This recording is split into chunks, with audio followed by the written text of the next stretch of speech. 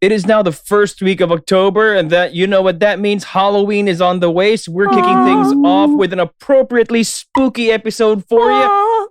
We are going to be talking about a couple of big movies that we know you've seen, and if you haven't, well, now is the perfect time to check up on them. Welcome to Sub-Auteurs. We like movies. We're your hosts. I'm Misha. I'm MJ. And I'm Anjo. And today we are covering the films of the one and only Ari Aster.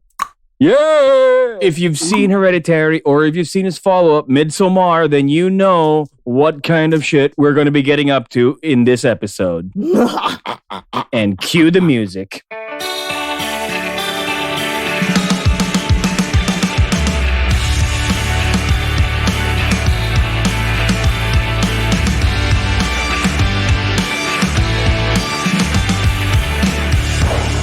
I don't like the whatever MJ's doing. I don't know. She sounds like the princess in Enchanted calling her animal friends. That's so not in theme. So not in theme. I cannot for the life of me be scary. Those sounds because thanks to Midsommar, kind of reminds me of animalistic things. God, Midsommar. Blah, blah. Can I say, guys, why do we do this to ourselves? Preparing for this episode, I watched Hereditary and Midsommar again. Yeah, why did you make me do that? Okay, why did I agree to this? You did it back to back? I did it back to back. I didn't have to, but I did. Oh, you have only yourself to blame. Yes, It's you okay. do. I would have okay. taken a day's break, just or like I wouldn't watch it back to back. I'd probably watch a Disney movie in between. Good God, honestly. It's Ari Aster. Today we are talking about Ari Aster and his films. Of course, you may know him as the director of Hereditary and Midsommar.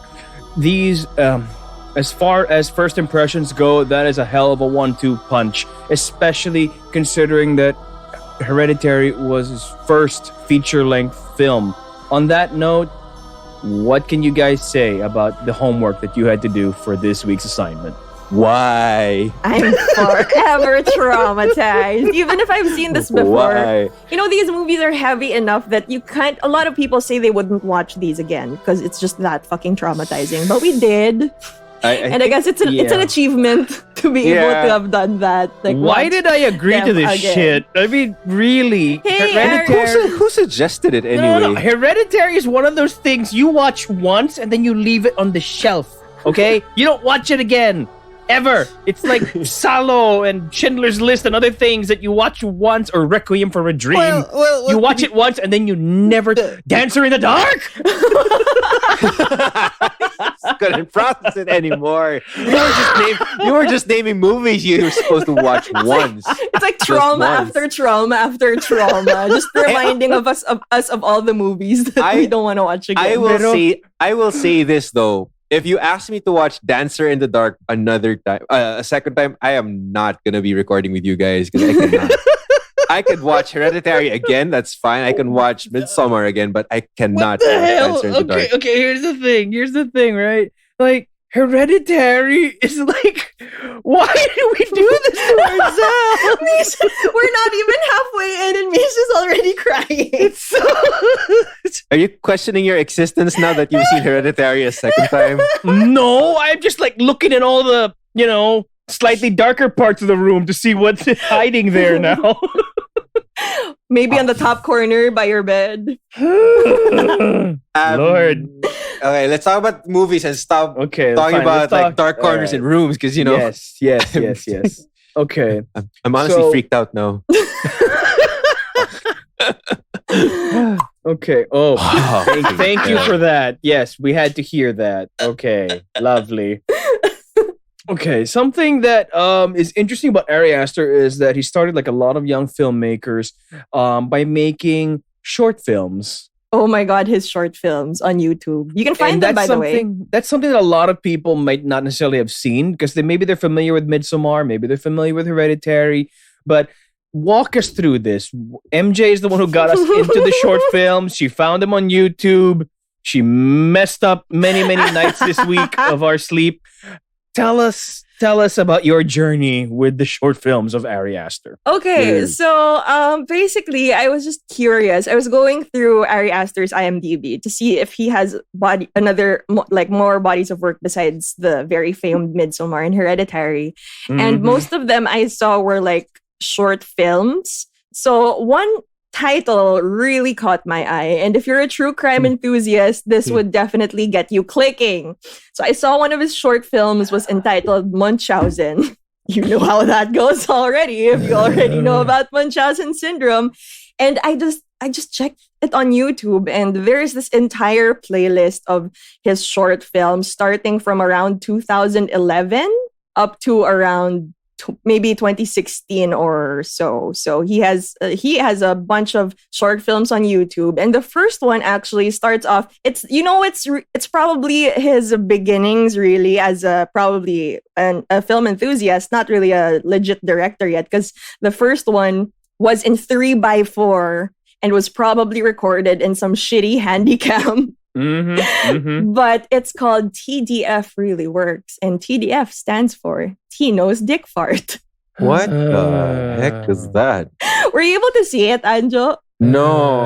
Okay. I was busy this week, It's so fine. I have the weekend to do that whole short film deep dive. But yeah, it starts off. The first thing in the library is already kind of fucked up. It starts off like kind of comedic, but later on evolves into some sort of advertisement for something to hold your dick farts in. And I'm sorry, I don't have a dick. I don't have a dick, so there's no such thing, right? As a dick. I mean, like, what is a dick fart?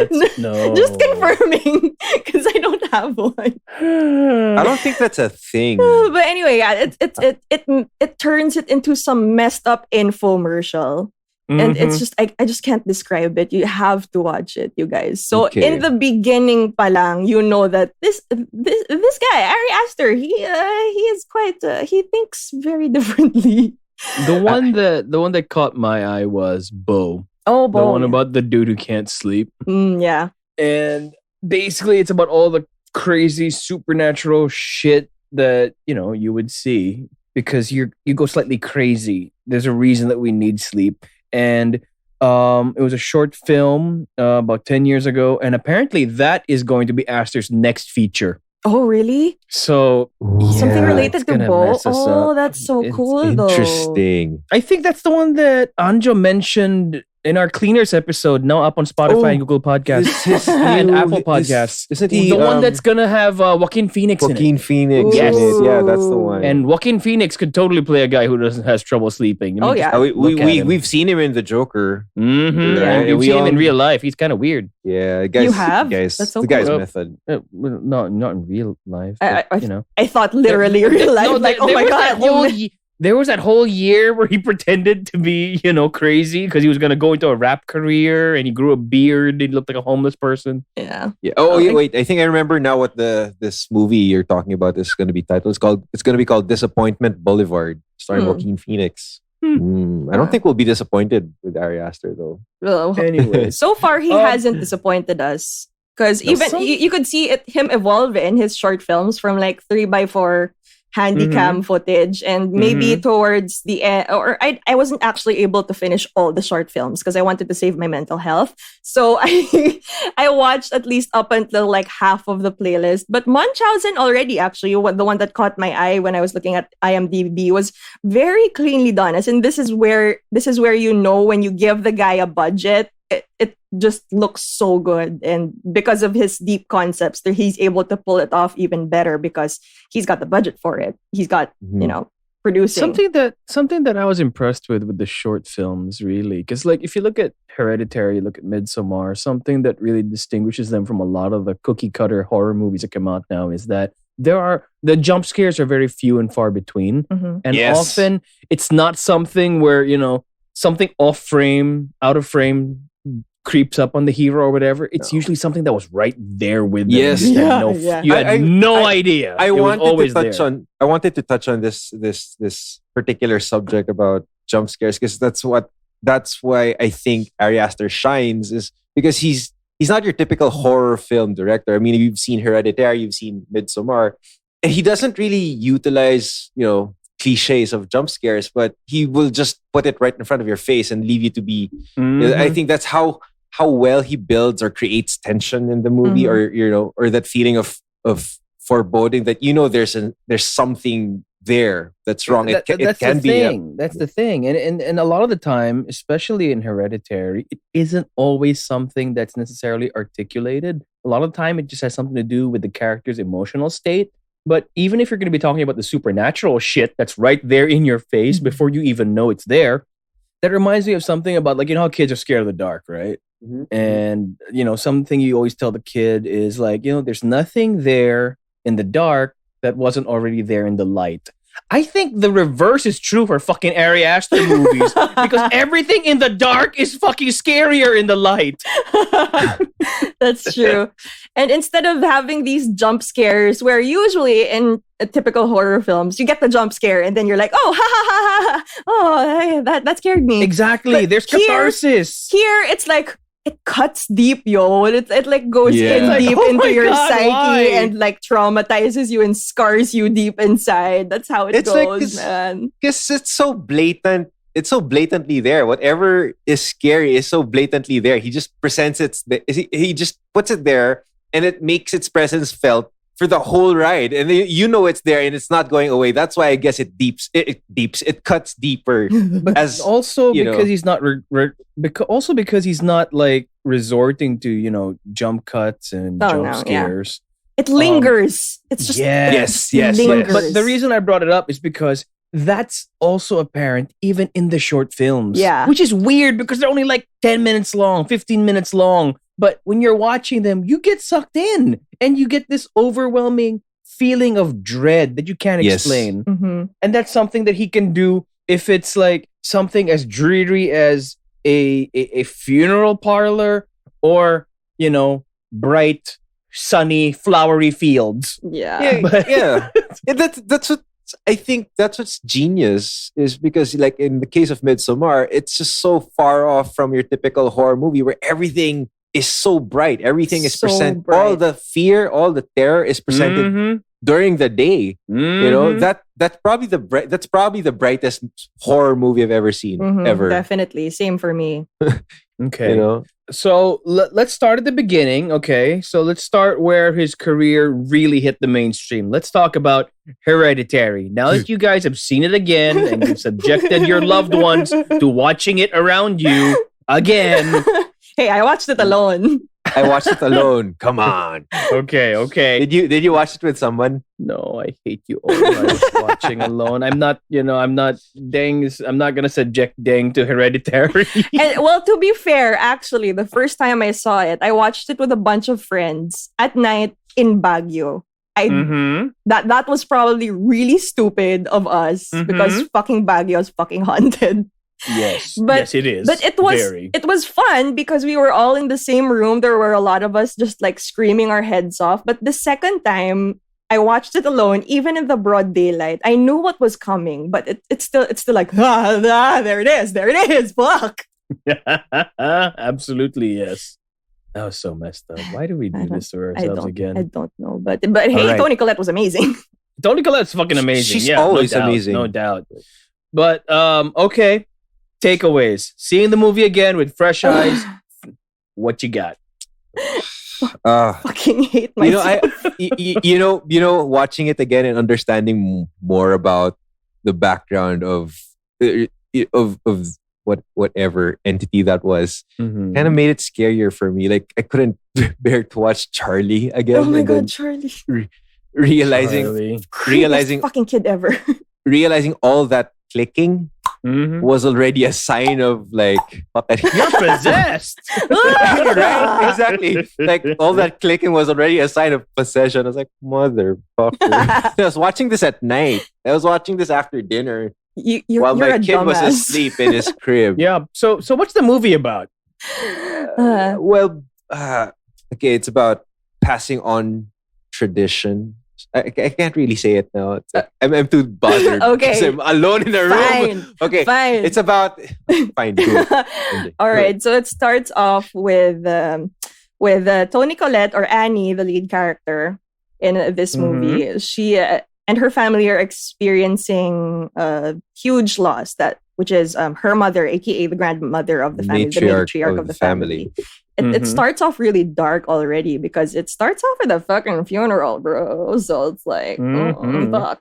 So this is after the funeral, this is basically how the family manages to navigate through their grief and their loss, especially through losing and a lot of other family issues. A lot of family issues come up as well, kind of like the parent-son angst, or how Annie is really trying to push her kids into, okay, no, it's okay.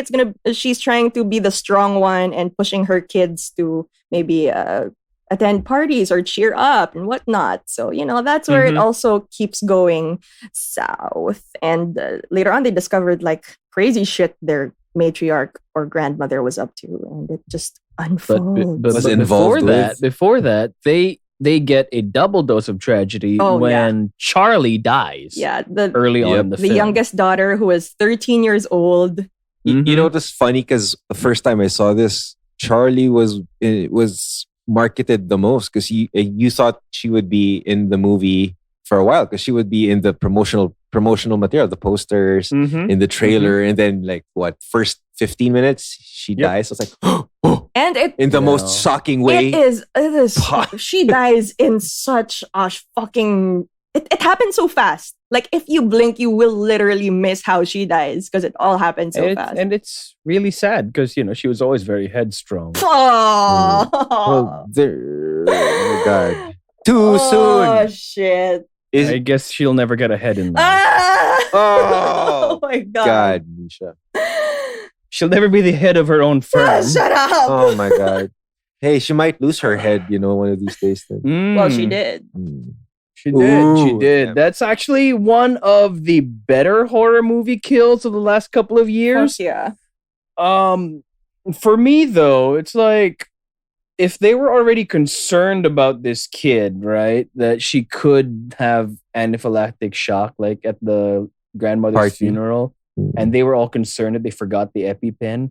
Why didn't they bring one to the party? Why was she even at the party in the first place? I think that was because her mom was an idiot and the kid was a double idiot for not checking the cake if it had nuts. Oh, yeah, that's kind of dumb. Well, he's a teenager. You're 13. You should know to check what you're eating.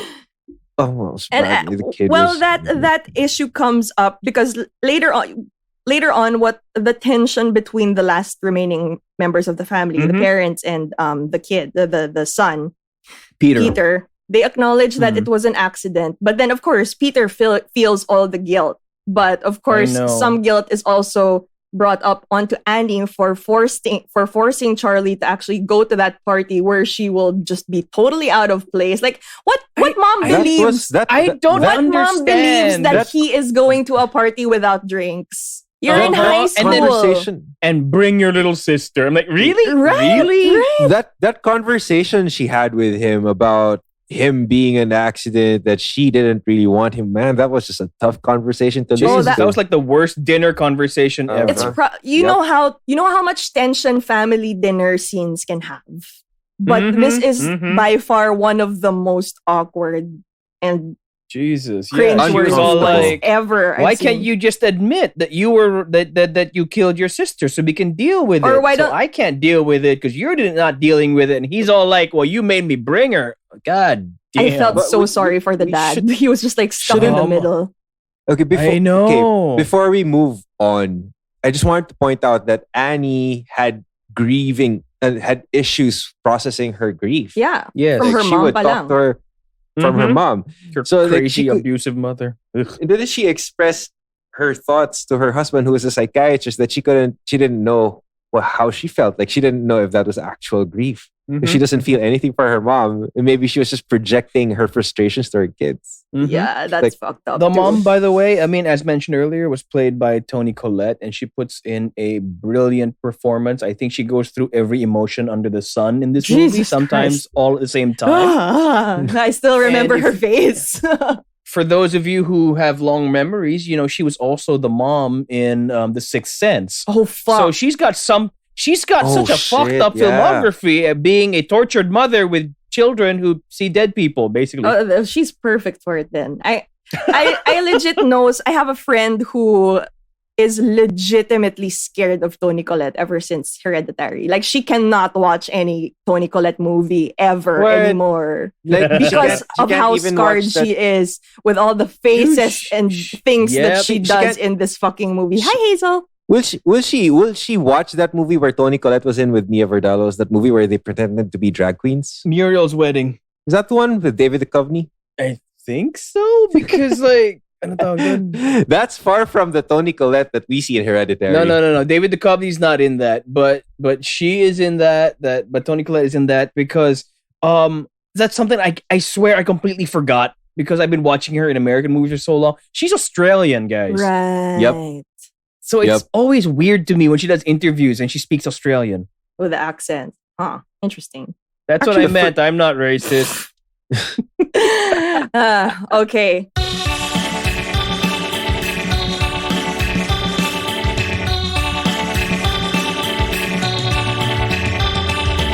Okay, back to the movie. So grandma's dead, daughter's dead, weird shit starts happening. Toni Collette is losing it because, she's already got issues processing her grief. She does not need spirits from the underworld butting in. I mean, like, who would she definitely does not need the bitchy woman Aunt Lydia from Handmaid's Tale teaching her how to do a seance. Joan. Her name is Joan in the movie. Aunt Lydia teaches her how to do a seance.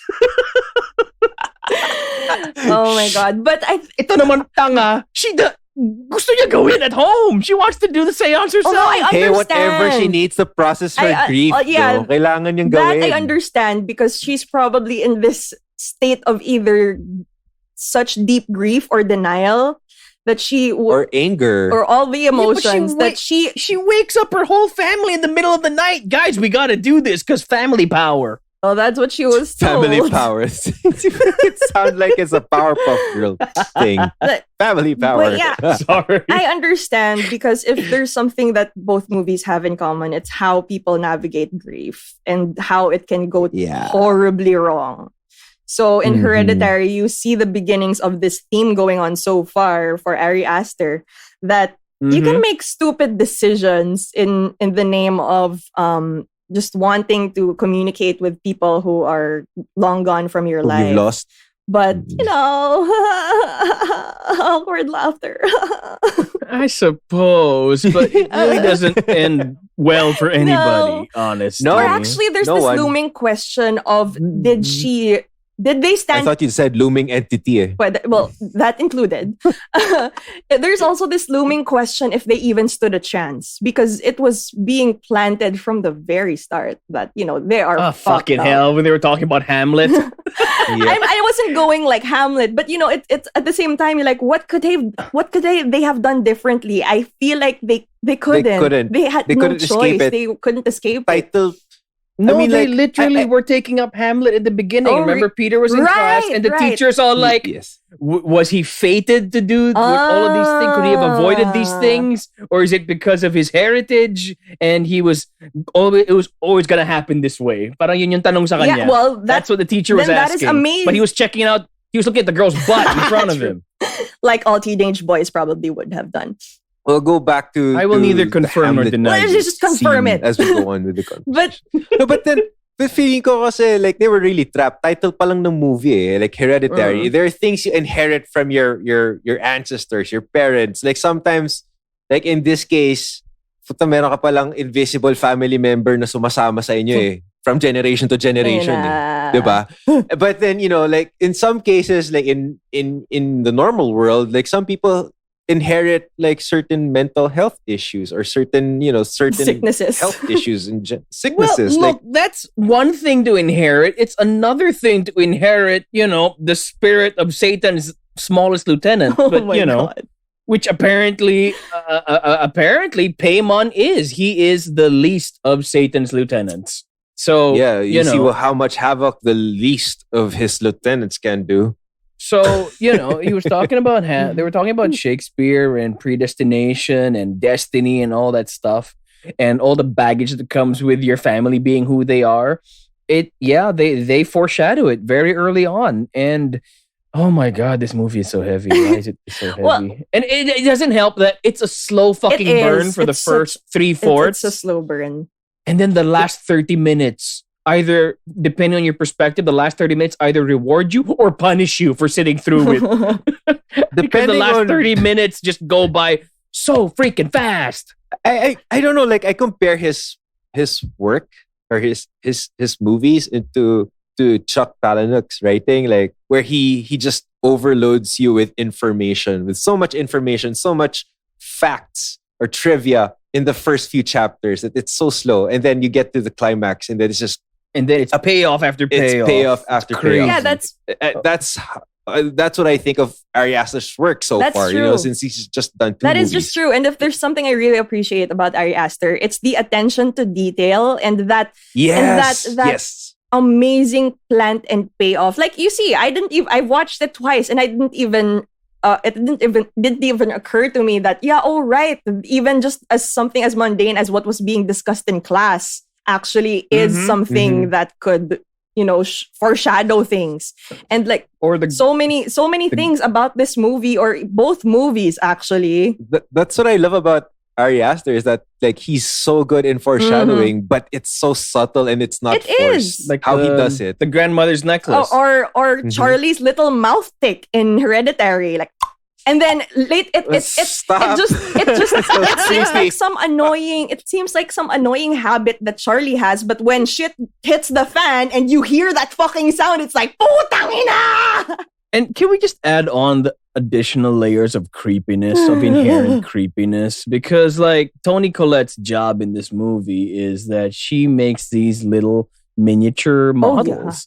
Yeah. Right? And at some point she starts taking out her grief on her work by making like a miniature model of her daughter's decapitation on the road. I'm like, what? That the is actual so hell? fucked up, bro. Do you know what else I thought of when I was seeing that whole miniature? You wanted the model diorama? thing? No. Oh, okay, sorry. No, but well, it was kind of like when I watched this movie the second time, I just thought of it as like, what if there was actually an entity that was, invading their lives, watching their every move, and that was reflected in those scale models? Because it reflects the whole house, the family's activities, and Ari Aster would use that to transition into scenes. So it kind of like he used that as a way to tell people subtly that, oh, there's something watching them. There's something watching this family, and it's going to stay with them until the end. I'm going to see your unseen entity and raise you one more. Christ. Because as far from what I'm thinking is that it still ties into Aster's own issues with the patriarchy.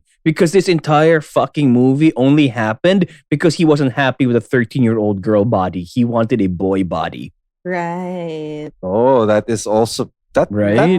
That's literally it. Because it was in the scripture, right? That it's a very chauvinistic, male-centric demon. So he covets a male body to possess. And at the end of it, he's the pot-smoking eldest son. Well, it's actually Charlie, but then after Charlie dies, it sudden like this is their opportunity. Probably they kill off Charlie so he can leave that body, and then they go after Peter so he can finally have a healthy male host. I'm getting chills just talking about this. So all these people died because Demon wanted penis. Yes, essentially. Yeah, essentially. Fair enough. You know who has the most thankless role in this movie? It's Gabriel Byrne as the dad. Oh, he suffers so much. He was like a throwaway character. But he was so fucking good. Again, it was a thankless role, but he brought a lot of good stuff to it. And it's funny that his name is Gabriel Byrne. Oh. Okay. Wait, I'm not gonna, it may be a thankless role, but I'm gonna call it lit. Man, Ari Aster was on fire. Because Gabriel Byrne is usually like a bad guy or a sketchy character. He was in The Usual Suspects. He was Kaiser Soze, right? He was one of the Kaiser Sozes. Yes. He was also the devil in The Sixth Day against Arnold Schwarzenegger. That was really stupid. Yeah. That was so fucking stupid. But I gotta here, watch that he's movie like, again. he's the only decent person in this entire movie. He is. And you kind of understand how he looks at his wife because, he knows her. With fear. Well, yes. He knows her the best. And when she is starting to become unhinged, you know how... You can see the struggle in him. Do I indulge in whatever crazy shit she's asking me to do? Or do I get help because she looks like she's going out of her mind? You can really see that struggle within him. It's amazing. Yeah. I was actually impressed that he was really trying to keep things together. Like, even after his firstborn decapitated his daughter, Jesus. He was still trying to tell him, study for your exams, take your SAT review class or whatever. But he was trying to be normal when everything around him was just so not normal. Fucking Hereditary. Yeah, he was amazing. Let's talk about... Can we move on? Can we move on to something that's a little bit brighter? Sure, let's talk about the ending. But it was very well lit. The ending was very well lit. I mean, if every time that fucking demon showed up, it would light up the screen. Oh God! And heads will roll. Heads roll. The fucking bodies were flying. Heads and did roll. So much middle-aged nudity. Yes, there is a lot of that. But like, why do all these cults always have to get naked? I mean, really? But going back to what Anjo was saying in such great plant and payoff, even if there are a lot of things that unfold later on, like when you discover like, oh, Grandma was apparently some sort of high priestess of this cult, which, caused this demon to possess one of the kids, and, it just unfolds from there. And Joni really doesn't help by preying on Annie's grief and everything to get her to do all the seance and creepy shit. But first off, you can't trust her because she's Aunt Lydia. And second of all, Joni, she had like one of the welcome mats that like the grandmother used to make. So she was always sketchy. Yeah. She was. Here's some magic words. I don't know what they mean, but you gotta say them to call the spirits. I'm like, don't listen to her. You fucking idiot. It just, again with that statement of you just can't blame people if they just are that desperate to communicate with their dead loved ones. But it unfolds so crazily. I swear to God. Yes. Like, who knew? Okay, so apparently there's an issue that comes up where apparently their dead mother's grave was sort of like vandalized, or she was dug up. And where do they find the headless body? Up in the attic. Fuck that shit. Because of course, where would and Gabriel Byrne's first impulse is to blame his wife. She's like, oh, because he didn't know his wife was going to group therapy, right? He didn't know his wife was talking about her grief. He figures all these nights that you've been going out to the movies, you were digging up your mother. So like, is that really what you thought? You thought that she went out every night, dug up a little bit more, and eventually dug up enough to bring home? Is this really your first thought? I think it was just him trying to rationalize the unexplainable. Yeah, I understand him. So, and I guess he'd had enough also of trying to be the nice guy. Well, it could drive you crazy, especially if you're in the middle of all these arguments between your wife and your son. All these arguments and all the death surrounding your family. I gotta say though, this fucking demon, this Paimon, is very subjective. Like when Annie throws the little sketchbook into the fire the first time, right? It just sets. She caught fire, but when she tried it again later on, Gabriel burned. Burns. I'm sorry. Gabriel burns. Like completely. I was like, oh, he didn't have the grace period of just having like one limb on fire. It was just maybe it's because this time he was ready for it. Like, he threw the book. Or I don't know, maybe he was gaslighting her. Maybe he was waiting for a fireplace. Anyway, I just want to know who hurt Ari Aster or what life lessons he took away that basically everyone with a penis is evil and deserves to be punished or will be a vessel for evil as shown by the reverse nativity at the end of this movie. Oh my god, that reverse Oh my god, multimedia. that image just burned into me. Yeah, I know. Okay. Okay.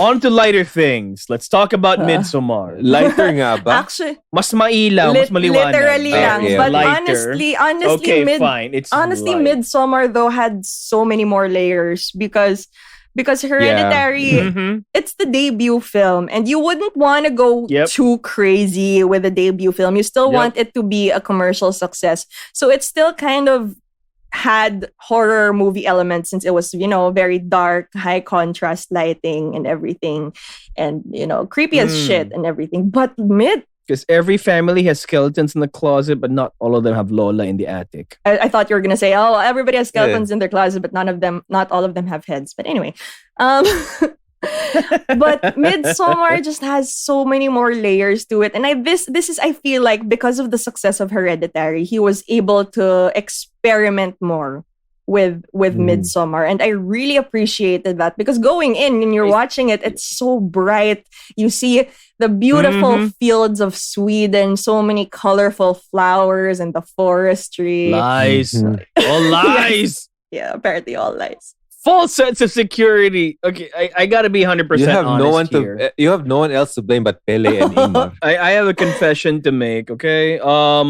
I did a review of Midsommar when it came out about a year and a half, 2 years ago at this point. I don't... Shameless plug. No, what I was going for was, holy shit, it's been so long since I've been inside a theater. I just realized. But I gotta admit, I was not a fan of this movie initially when I first saw it. Because when I saw it, I was expecting a whole other movie. Okay, I was not expecting the parable that it eventually turned out to be. What I was expecting, based on the marketing, based on the trailer, and all those things, I was expecting something along the lines of The Wicker Man. Where you go out into the countryside. That's a deleted scene. That's not even in the actual movie. It's an internet gem. I'm sorry, I just had to. I know, it really is. I love it. I've seen it so many times. But here's the thing. I thought it would just be another one of those, nice little European towns with a crazy ass cult and a hero who gets out by the skin of their teeth. And it didn't work for me on that level. It only worked for me when I saw it for what it was on a subsequent viewing. This is a fucked up breakup movie. And I love how that's what Ari Aster says during interviews. Like, people ask him, and because it, like, you do ask that question. So what the fuck is all that about? And he just says it's a breakup film. So like, that's the most fucked up breakup film ever. But it makes sense. So when you're watching it on... he really hates the patriarchy, who hurt man. him or somebody he knew? Or did he hurt somebody and learned a valuable lesson and is now Did his compensating dad for leave it? him or something? I don't know. I don't know. Probably do a background check after we do this recording about I his got personal nothing, man. I don't know who hurt him or who he hurt or whatever. But okay, in the end, it makes for good-looking cinema. And this movie is fucking gorgeous. Yep.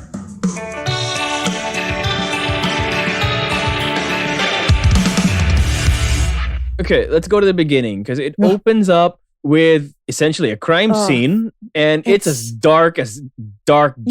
It opens up again. We're going to go back with foreboding, because it opens up with a tapestry thing before it goes to a crime scene. Yep. So the tapestry was a clue of the entire plot. Yeah, of it tells you the entire movie. That's right. In the opening, seconds. That's right. 5-10 seconds, you get to stare at that thing, and then like, what is this thing? Then you realize, oh shit, that's what we saw in the beginning. But yeah, here we are again with Ari Aster's plant and payoff. Like, even the smallest details. I believe even Danny's room, or with some of the rooms wherever they live before they head out to Sweden, one of those rooms has a painting of a bear in it too.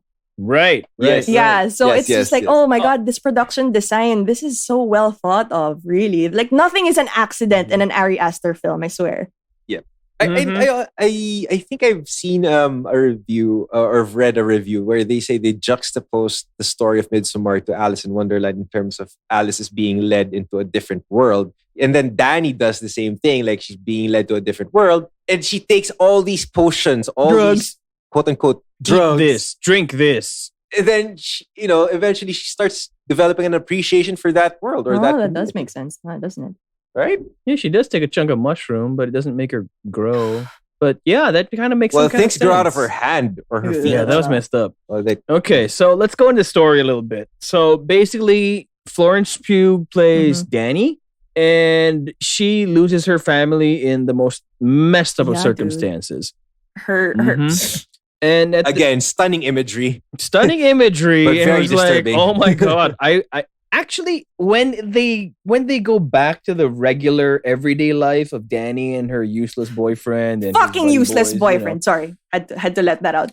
Yeah, they established man. that right off the bat that the guy's a dickhole because he wants to break up with Danny, but he's like, oh no, our family just died, okay, put it off first. Let's go to Sweden. That'll be fun. Without inviting her, I'll invite her last Yeah, week. not even tell her that you already booked a fucking ticket.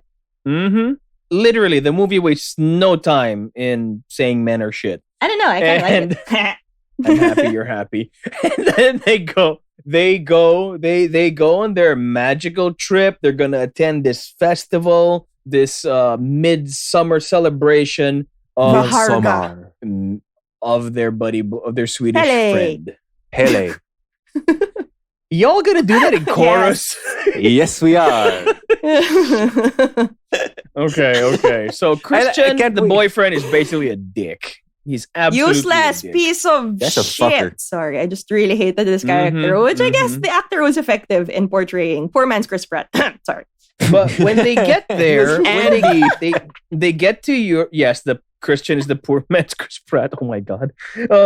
They get to the place. And they're basically your loud, obnoxious American tourist backpacking stereotypes. And that was Mark, the friend. Like eyebrows guy. The idiot friend. Yeah. Eyebrows guy. What? No. Maze Runner. No. Yes, Maze Runner. Maze Runner. One of those white. Also, that annoying cousin in one of those Narnia movies. Or the peg for Sid in Toy Story. Wow, actually, you people are assholes. I swear to God, there are memes juxtaposing him and Sid together. Okay, we're allowed to feel bad for him because his dick was bitten by a spider in We're the Millers. Oh my god! Basta eyebrows guy. Can't forget those eyebrows. Yeah, but yes, he absolutely looks like Sid. Now I can never unsee that. God, what's wrong with you people? The internet. So let's talk about Danny. Just like in the previous movie, she's basically like Toni Collette's character Annie in that she's. Oh wait, her name is also Annie, but with a D. Okay, Danny and Annie. She also has a lot of unresolved issues with her family. She's got a very suicidal sister, which eventually she does complete it. And takes her parents along with her. My God, that's so fucked up. And even that's one factor too that kind of like brings her apart from Christian is that Christian, when Danny's worried about her sister, she calls him up, worried that she sent this very ominous email. And then, Christian goes on and says she's just being dramatic. Whatever, but I just ignore it and she's just giving you another panic attack. What an asshole. No, even before that, she says, do you want to hang out? He's like, you want to hang out? Did I say I was going to hang out with you? It's like, okay, I guess I'll come over. Guy's just totally an asshole. He has no redeeming quality. And he forgets her birthday. No. Yes. How do you do that? Like, really? Fucking useless sack of shit. That's an asshole. But yeah, going back to the grieving part, Danny at the start loses her entire family, basically. Her sister takes her parents along with her in her completed suicide, and she's left with nobody. And I don't know if I just wanted to point this out since we're comparing Danny and Annie. I don't know if this is a direction thing coming from Ari Aster or if it's great taste in picking his leads, but both Tony and Florence have these guttural cries of grief that really make you feel the deep pain the characters they're feeling. It's it's actually beyond ugly crying. It's you rarely see this kind of crying in movies because it's like pure agony. And the crying, Toni Collette is like Wait, I can still hear her screaming from finding her kid's headless corpse in the car. Annie was like, that scene you can feel it deep down from her esophagus, her screams of pain, her diaphragm, like, I wanna die. Oh fucking shit! That was. And Danny does that too. Like that one scene where the camera was just zooming. Was it dollying in, or was it like tilting up? When Danny found out that her family passed away because her sister killed them all and took her life with her. It was just so disturbing. Because I've actually heard that cry and it's so disturbing. I've heard it in person. I'm just not going to go into details, but I've heard that kind of cry already. It's really not the most pleasant It's really thing not. to hear. Yeah, and it's so something heavy. you rarely see. That kind of deep anguish isn't usually seen in cries in movies. Well, at least for the ones I've seen. I really wonder what he tells his leads, like whenever they have to have a scene like that.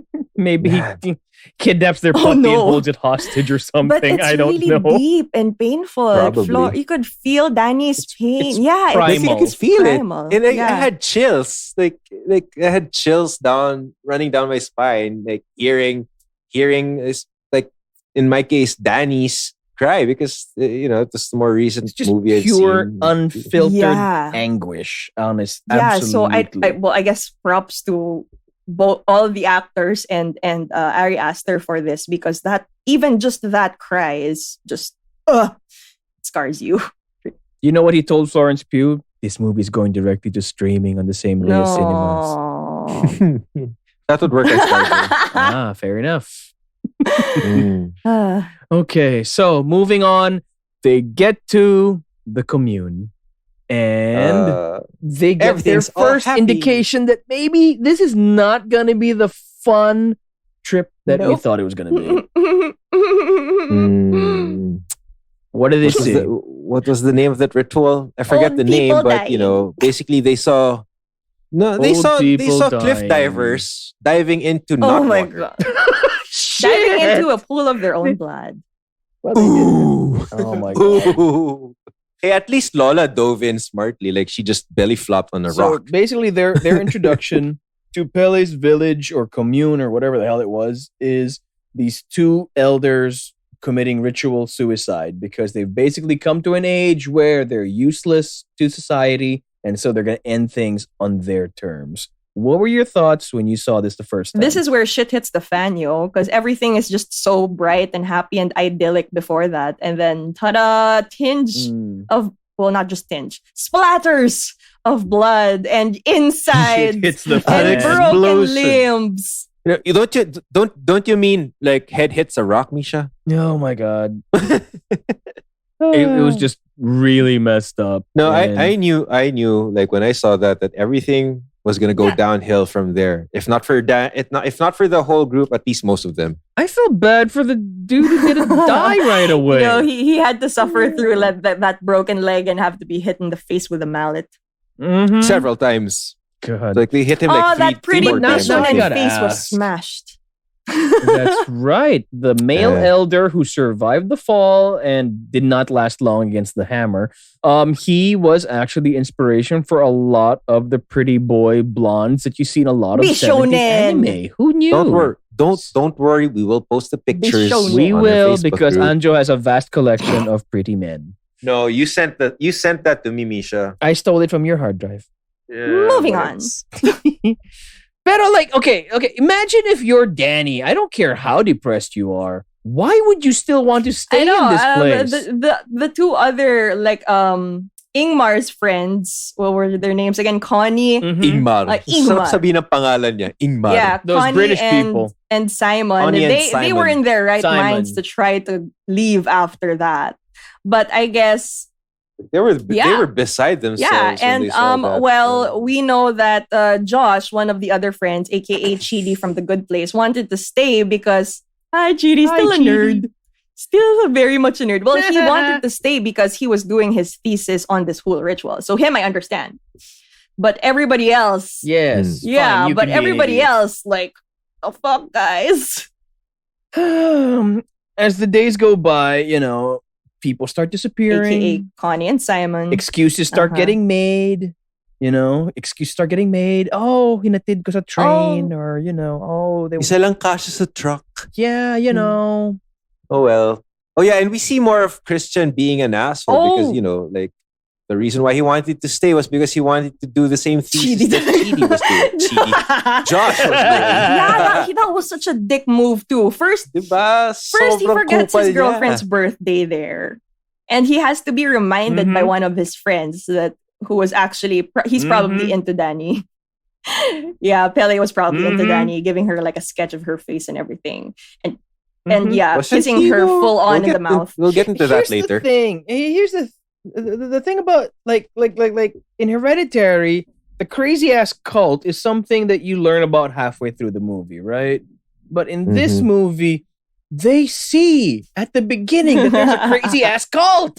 Why do they not run away screaming? I'm just playing devil's advocate here, but maybe it's because Pele is there and they're his friend. And it's his culture and it's his, family ritual. It's either they don't want to be rude or there's element of trust that Pele is still there anyway. He's still alive. He's still breathing. They most likely feel safe. Yeah, but they put the cult in culture. Okay, let's talk about the visuals because this is a fucking beautiful movie. Oh, yeah. So, speaking of the visuals of both his movies, not just Midsommar, because both have stunning visuals, Ari Aster has been working with his film school buddy, his constant collaborator. I don't know how to pronounce his name properly. If I'm mistaken, I am so sorry. Pavel Pogorzelski. I tried. Yeah, Misha can say you tried. And however his name is pronounced, his work really speaks for itself. Like, I was so happy to see it on the big screen, honestly. I was happy not to see Hereditary on the big screen. I was happy to see Midsommar on the big screen. I feel like I still would have been happy to see Hereditary on the big screen. Fuck no. Lola in the shadows. Hell no. I'd still be happy. I had a friend who watched Hereditary on the big screen not knowing what it was. And then when he just came out, he was like, I don't know what I watched. Why? Because he was looking for a horror movie to watch with his fiance. And then he just came out like, what the Idiota. fuck? But yeah, okay, let's talk about the visuals. Seriously, what is there to see in Midsommar? So much idyllic beauty of Sweden. Grass? It makes you kind of want to go to Sweden, but not really. It's like you want to be there for the nice flowery meadows and everything, but do you actually want to come across the Harga type people? That'll make you think twice. It looks like the cover of an ABBA album. Like, seriously. With the white flowy outfits and the flower crowns and the blonde hair and the blue eyes. The bright blue prior skies. to Midsommar, I've found that aesthetic, or maybe you can also call it cottagecore these days. Cottagecore. Wasn't it like Bohemian whatever? What was it? Bohemian whatever? Or something like that. 10 years ago? Boho chic. Well, no, it's I don't know. It's a little Boho different. chic. There you go. But yes. Now, after I've seen it, if you go through Pinterest and see that kind of shit now, it's not pretty anymore. It's like fucking creepy. You'll always associate it with Midsommar now. It's like, flower crowns, blah, blah, blah. No. Now that we've all watched it twice, pa. Speaking of watching it twice, like we said before, these are things that you don't want to watch twice because they're just so messed up. But I actually appreciated watching it again, both of them, because there are so many things you will not be able to pick up on first viewing. So you won't be able to appreciate all this attention to detail. You'll only get to appreciate it on multiple viewings. And that's how good it is. Like, you don't want to, but like, you get a lot from it. I completely agree. Because I struggled through Hereditary the first time I saw it, to be honest. The second time I saw it, I was like, fuck, this is amazing. And horrifying, but amazing. Fucking horrifying. Yeah. But I just, going back to what you said about paying close attention to detail talaga, there was this one particular event that happens, a series of events that happens in Midsommar where this virgin was trying to get the asshole boyfriend to mate with her because she was Maya. God. She just got permission from the village elders that she could have a baby. And she puts her pubes in it. If you notice... Yes. If you notice one of the scenes in the earlier parts of the movie before that culminating event happens, we see the whole process of her trying to enchant the man of her dreams through a tapestry. Was it a tapestry or it was through a tapestry when the camera just pans. Yeah, those are like little crumbs of clues already to what's gonna happen. But even if you see that, you'll never expect it. That's just the beauty of it. Even if it's right there in your face, you're still gonna be like fucking traumatized when it happens. Because sometimes you just think it's just his choice of, it's just a creative choice to do that because it looks nice, and then he just slowly embeds it in the story little by little. It's like, oh fuck, that's genius. It's really smart. Something that always amuses me about horror movies is that the people in them have clearly never seen a horror movie in their lives. Okay? Yeah. And, if you've ever seen stuff like, I don't know, Hostel, you know better than to trust the beautiful European people who want to be your friend under strange circumstances when you clearly are not deserving of said friendship or friendliness. Alam mo yun? Parang, run the hell away. But, okay, fine. This story, Midsommar, is really the ultimate breakup movie. And it's also excellent in making sure that everything that happens to everybody is something that they had coming. And that's where the plot and payoff comes into play. Yeah, and you see Mark, eyebrows guy, aka Sid.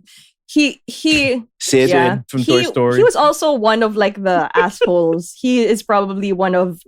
Well, he was probably the biggest one in my opinion because of what he did. He pissed on the elders' tree. The elders' tree, which they dump the ashes of their elders on. So basically an ancestral and burying he just, ground. Fucking pissed on it. And he just, he doesn't even care. He can't even comprehend why the villager was so angry. And they were explaining to him, like, you just pissed on my ancestors. And he couldn't comprehend. Like, what a dick. Mm-hmm. And then you have people like Chidi who are like, going where they're not supposed to go, looking into things they're not supposed to look at. His thirst for knowledge got him to the wrong places. And Christian's oh thirst, my God, that really got him. Christian. That is this. Okay, let's get to that mating scene since we're already there. Okay. Yep. Walk us through. One of the most traumatizing or probably fucking weirdest. Fucking. Fine, it is the fucking. Fucking? The weirdest fucking? Weirdest fucking. Fine. So basically, Christian is already an asshole all throughout, but here is where he just puts the cherry on top. You know what I mean? He pops one. He puts the cherry on top by taking one. He gets the blessing of one of the elders to mate with Maya. And, since he is quote unquote under this love spell, but he didn't swallow the pube though, so I don't think it fully worked.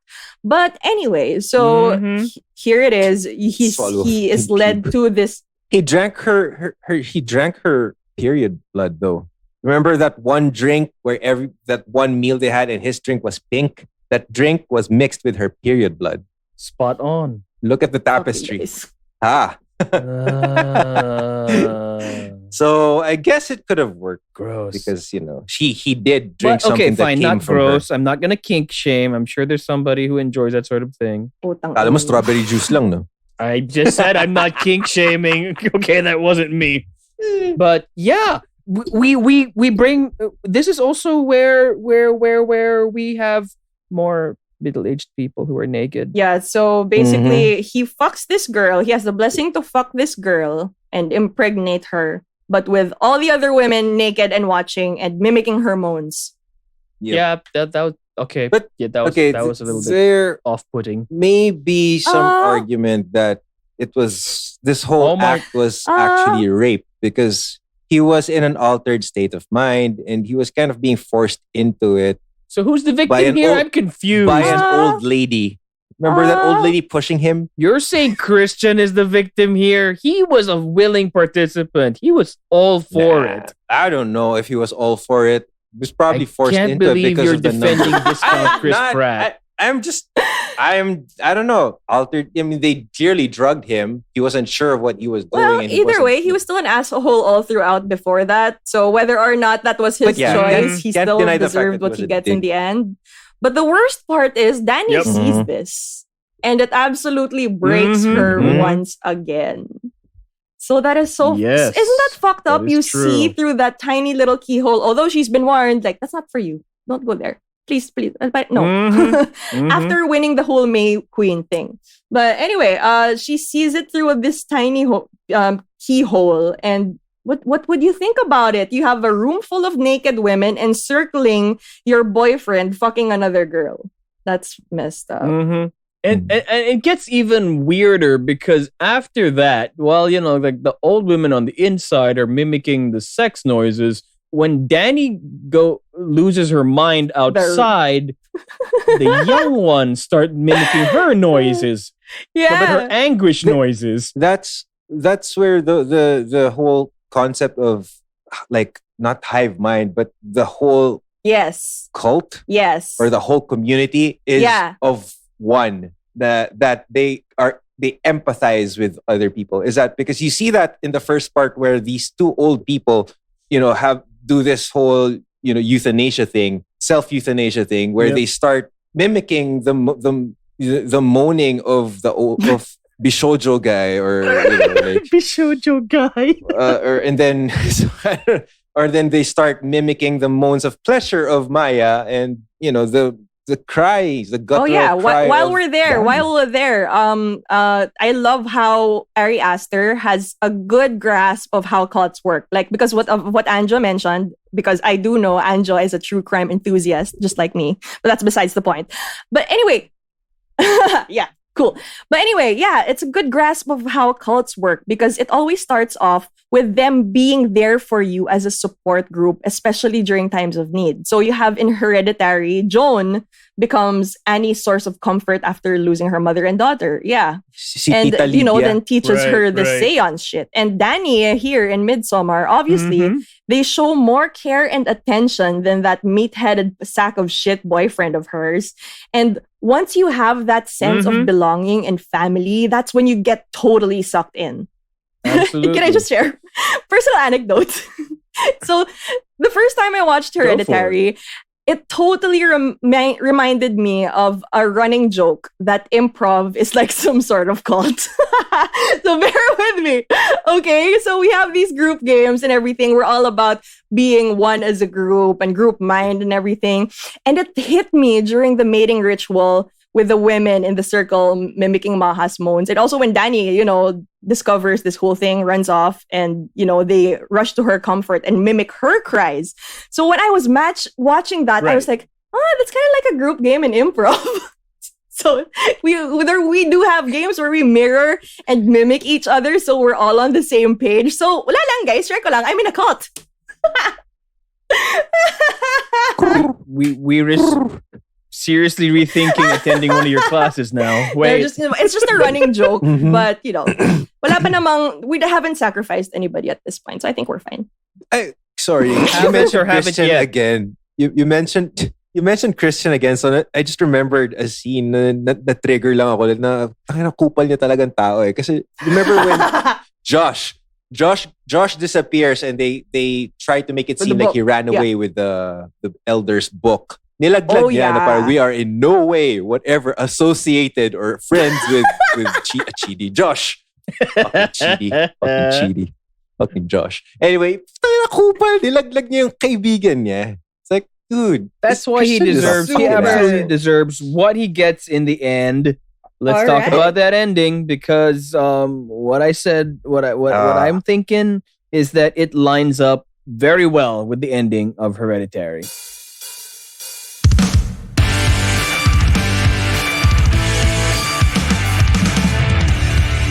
This is probably one of the most cathartic endings I've seen in horror movies. And to think that in the end, it was Danny's decision. So Danny wins the whole May Queen dance competition thing. And she is being revered. She wears this dress full of flowers and everything.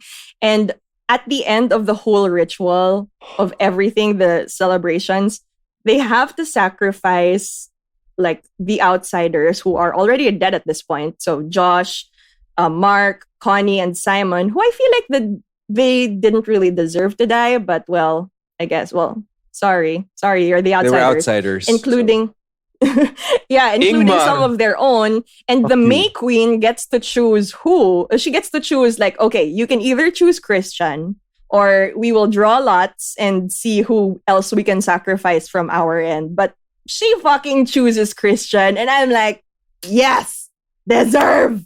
But they put him inside a bear, right? So parang it's also a symbolism based on their beliefs that was the spirit, an evil spirit, diba? So tanga mo Christian, evil he ka. Really so did deserve that. And just to see him somehow before being put into the bear, he's all paralyzed and shit. So it's like, haha. I don't know. I'm just like, I feel like he, to add something to think about. I think he could feel it, but he just couldn't react to kind of paralyzed to the fire. Because they didn't give him that thing. But the elder was giving the volunteers like a tree sap. Well, apparently it didn't work for one of them because he was still screaming when he was being burst into flames. What if you didn't have that with you to begin with? If you were just going to burn, you felt everything, but you couldn't scream or couldn't move. He absolutely did. And the deadpan look on Danny's face when all this is happening, that just really... I got a lot of mixed feelings about that one. It's like, on the one hand, I know that she's working through a lot of shit, but on the other hand, I'm thinking, does she fully comprehend what's going on? Or is she just maybe reacting? It's her descent into madness. Also that. Oh my god, this is where I fell in love with Florence Pugh, even before Black Women. Black Widow and Little Women. But yeah, something similar also, both movies have this iconic shot of just that snap, that turnaround of both their lead female characters just like going crazy. Because, Toni Collette's face after her husband bursts into flame. And then she suddenly like does this deep breath and she's suddenly possessed. That is fucking creepy. And that is comparable definitely to Danny's frown, or like, I don't even know how to describe her face at first, but she later on just ends up smiling and accepting her fate and just celebrating the whole thing. It's unsettling, very unsettling, these changes in these actors. I think they're all nutty by the end of it. I mean, well, she's the only one left alive, essentially. But the thing about the commune is they are very set in their ways. And they are indeed very cultish in the way they approach things. But what I like about it is that they are all so committed to it. Oh, yeah. Alam mo yun?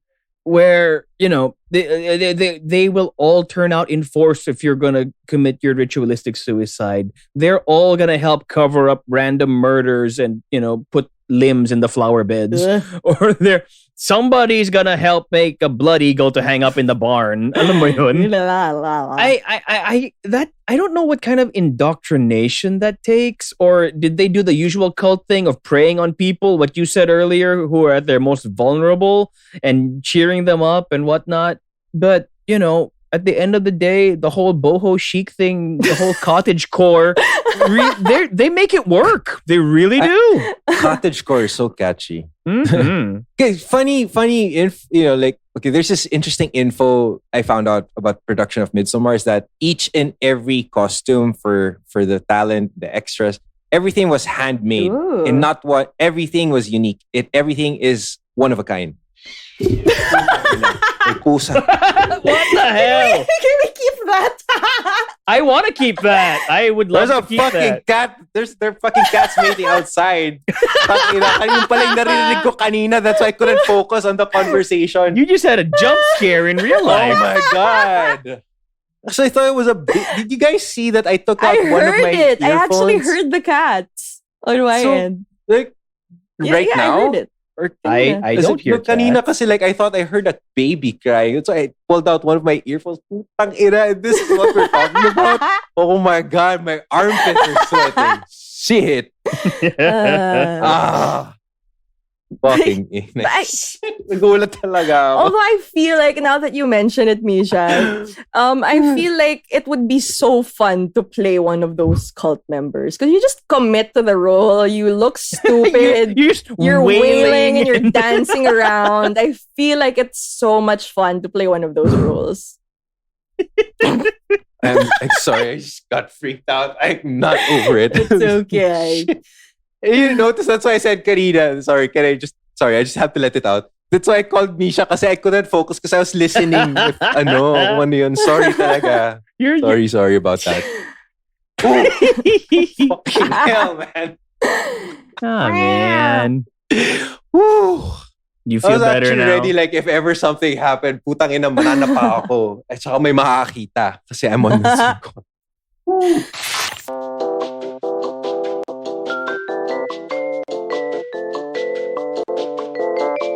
Where do we go now? I was saying that it would be so much fun to play one of those cults. I would be so down. I would be. Like, I don't know, like siguro one of the, maybe like Ingmar or something, leading like my own flock of sheep. Oh, damn.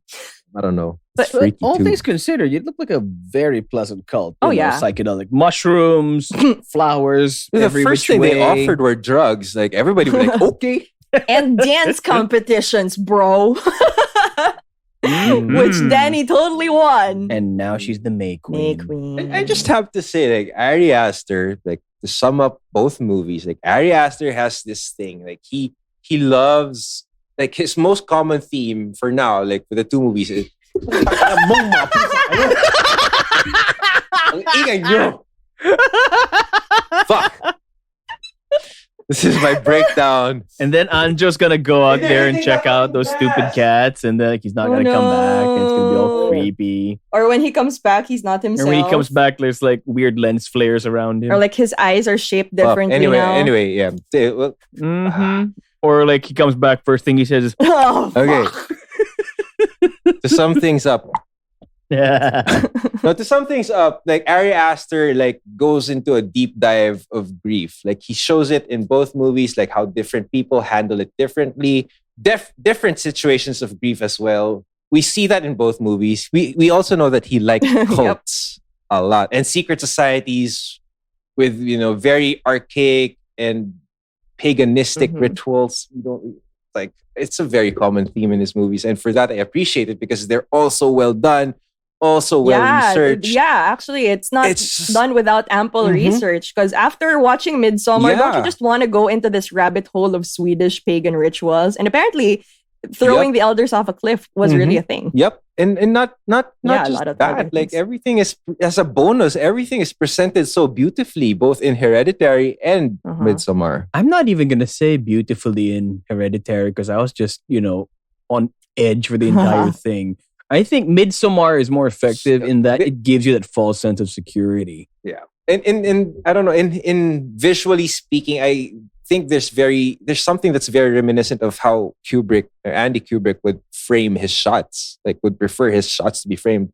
Like, everything is so well balanced. Everything is just so well balanced, so well composed. Like, and if you see also the flowers or the plants in Midsommar, they're kind of actually breathing, or they like form faces at some point too. It's like, ugh. Did you know that there's this one shot where Danny is walking from point A to point B, and that her sister's face showed up in the trees in the background. Yeah, dude. Like, at some point. Fucking creepy shit. Yes, it did. Because, you know, she's still clearly traumatized. I don't know. Like, it's just, I don't know if it's too soon to call him an auteur, but it's definitely an auteur in the making. Because he's just done 2 full-length movies. Yes, I haven't seen his shorts. I'm so happy we used the A word on somebody else now. Yeah, because the last time we used it, oh my god. Maybe we have to go back, because, you know, like, his resume is still not as extensive as others, but we know in the 2 movies he's done, he's produced both movies have very similar themes, very similar in concepts and visuals, diba? Like, we know that he has a very distinct style. Yeah, and storytelling. Even through his short films, actually, his library of short films, they may not have all been about cults or grief, but you still know that element of looming darkness or something hiding underneath. Yeah. So he really does have a style already. It's strong from the very start, which makes us even more excited for whatever is coming. Absolutely. And especially that it's going to be Joaquin Phoenix. So weird on weird. Yeah, just fucked up shit. So Ari Aster, who hurt you? That's my end question. Who hurt you? Our question. Like, what happened to you, man?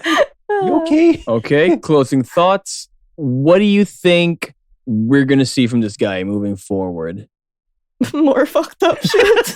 But that's a good thing, though, right? Because that's what we want from him. I am frightened. I'm genuinely frightened and excited at the same time. I feel like he's gonna be one of those directors that like other filmmakers will aspire to be. Like Wes Anderson has this very distinct style. Chris Nolan has this very distinct style, and then there's gonna be an Ari Aster type peg already. And then he's just gonna just surprise and do like a musical comedy. Oh my god! But if he does it well. What if he does like Hereditary, the musical? Oh, fuck that shit. No way.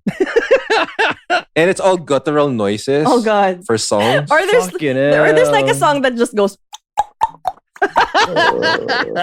When we're done recording, can you guys stay on the Zoom call just when I go back to my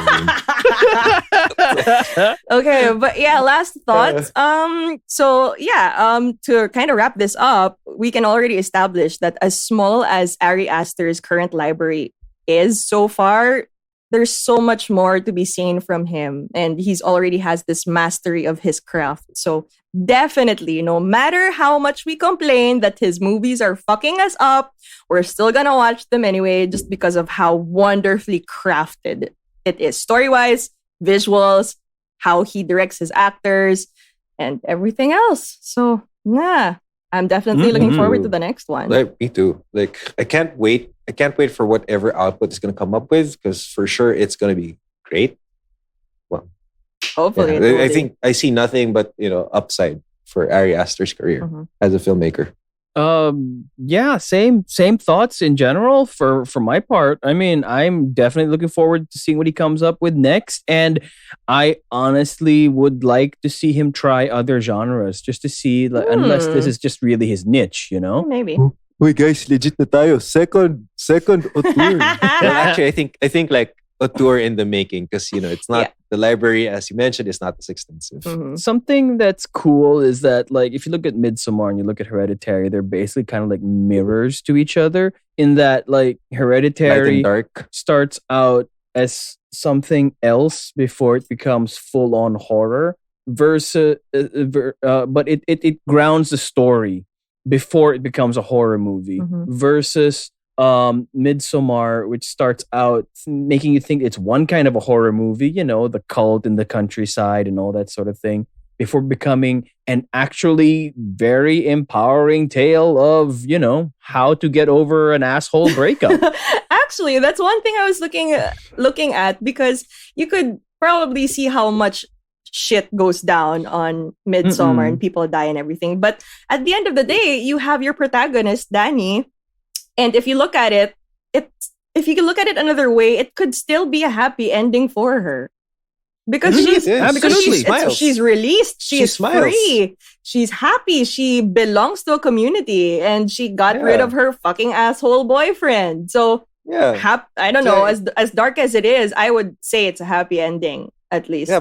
That's why I mentioned earlier that it was probably one of the most cathartic endings to a horror movie. Endings in general, because of that one close-up shot of her smiling. And it's in satisfaction. Yeah, and it's a weird or feeling. Insanity. Well, that's true as well. But at least she's happier than where she started off.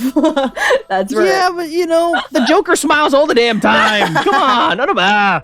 I don't know. I'm defending it, but I'm just I'm happy for you, all Danny. love the movie. I'm happy for you. I get that the story provided her a cathartic outlet, but I don't know if her mental state is in any position to appreciate that. So let us know in the comments what you guys thought about the ending to Midsommar, what you thought about all the old age nudity in both movies. Let us know what you thought about Toni Collette in Hereditary. Let us know also what you think of Ari Aster's short films, which we will be sharing in the group. Tino's dick fart. We are on Facebook. We have the official page, Sub-Auteurs. We also have an official group, Sub-Auteurs We Like Movies. Check us out also on Instagram at @sub_auteurs. We are going to be sharing memes. We are going to be sharing our latest episodes, and we want to hear from all of you guys. Yay! We are so happy to have had a second auteur on the show, not named Zack Snyder.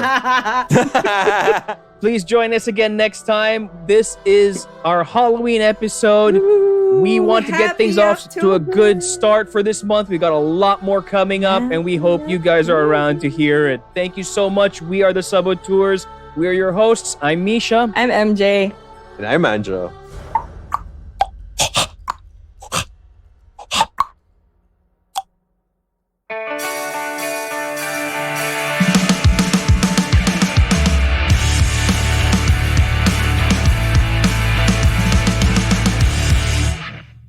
I just want to get out of this room because the fucking cats are fucking creeping me out. Sure, cats. One. I fucking jumped twice during the recording.